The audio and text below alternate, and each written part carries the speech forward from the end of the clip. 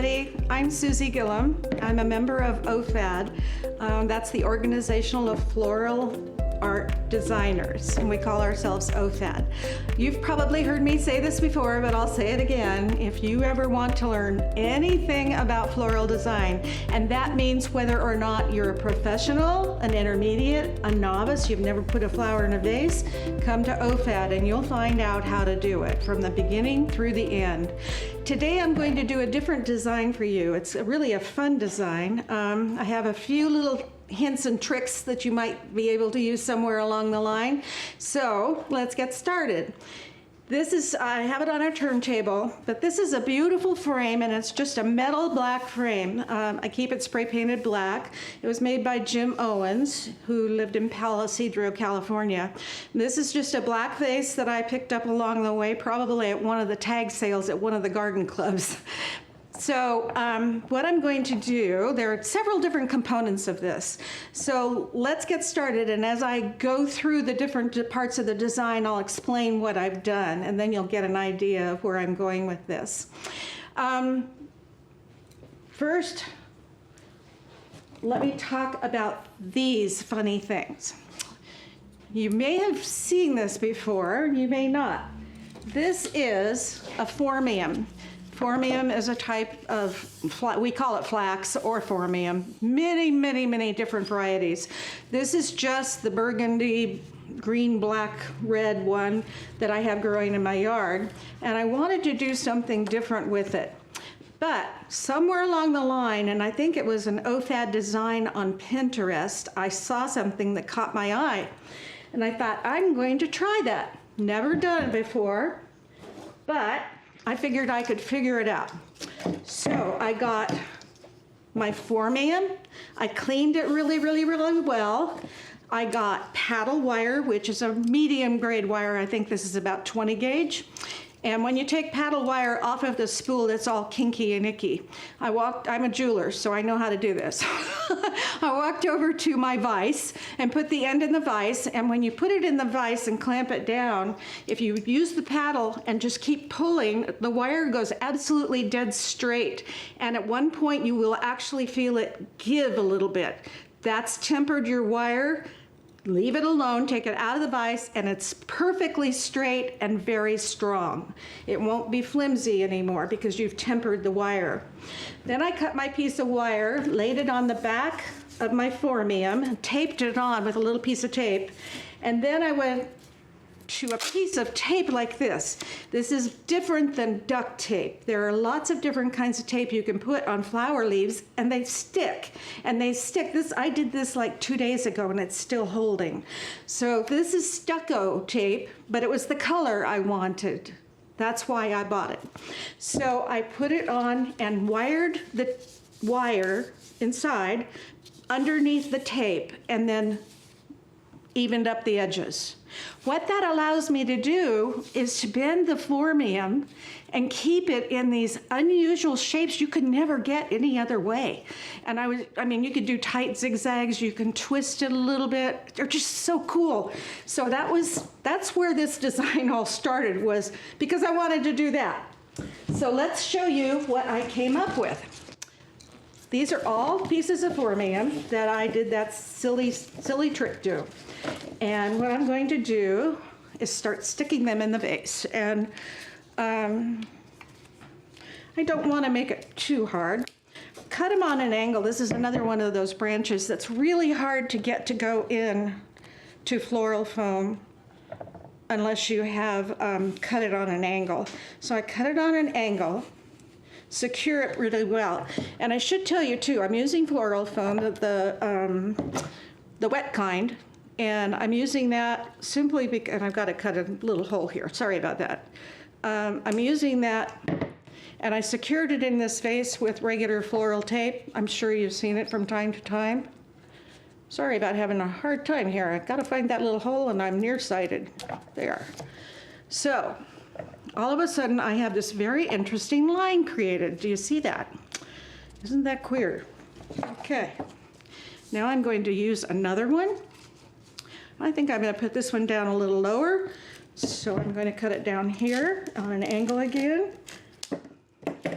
and put that one in right here.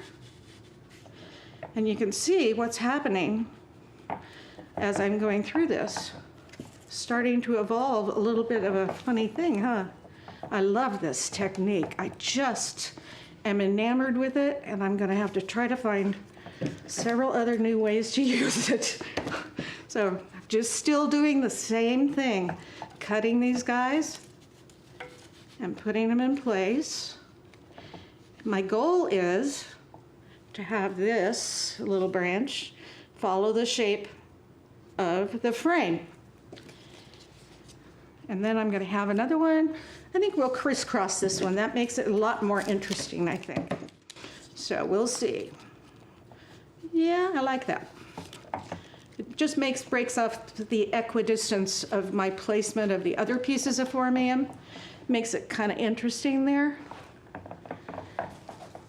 I have put some reindeer moss, which I love. I used to use moss that I gathered myself, and it was okay. I mean, it was okay to use.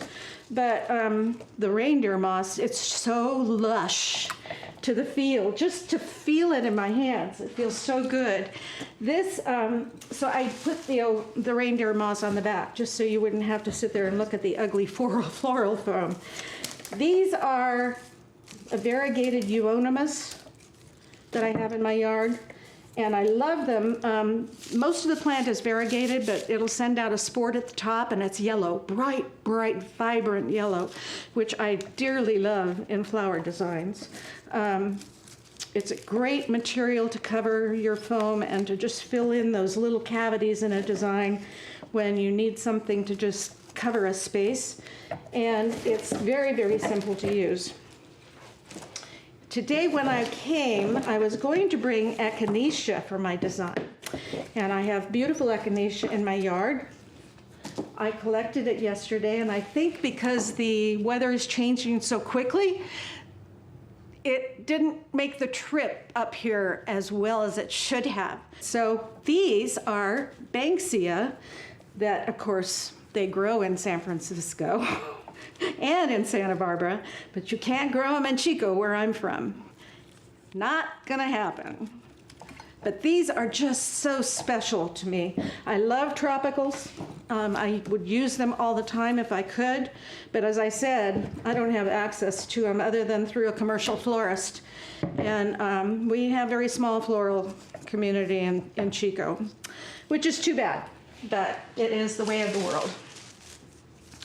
So the design is evolving here, and what I'm trying to do is just get enough material in there so I create the balance on the bottom of the design. That's one of my big things, is visual balance in a design is incredibly important to me, because I want my viewer, my person who sees this, to be happy with it and not feel uncomfortable. So the other thing that I'm big on, and if you ever heard me talk before, is rhythm and line and contrast. I think those are the drivers for floral design. And if you don't have those, the viewer is going to be uncomfortable when they look at the design.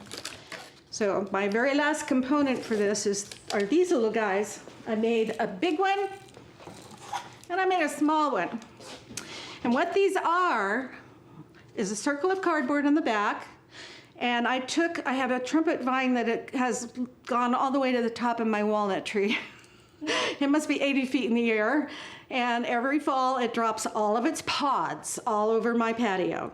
So I saved some of the pods this year, and I glued them on to a circle of cardboard, and then to cover up the little center part, I had little pieces of wood I cut off with my chop saw, and they're just little end cuts of wood, and I glued those on to just make this little star-shaped thing, spray painted it, and did all of those wonderful things you would ordinarily do. Then I started working on that and figured that I could put those right at the top of this guy.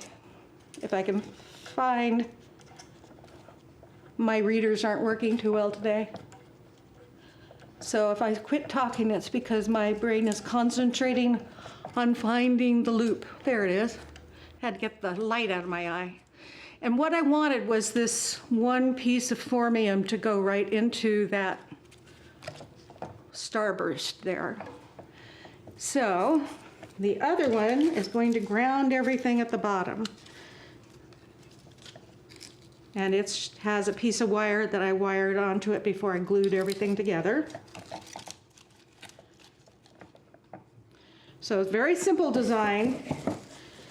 Looks complicated, but again, not really. You can make it a little taller in here if you wanted. I don't feel I need to today, but if you would like to, you could do that. And you might want to have a little more height here, but I love seeing the pattern from the Phormium, so I'm going to leave it as it is.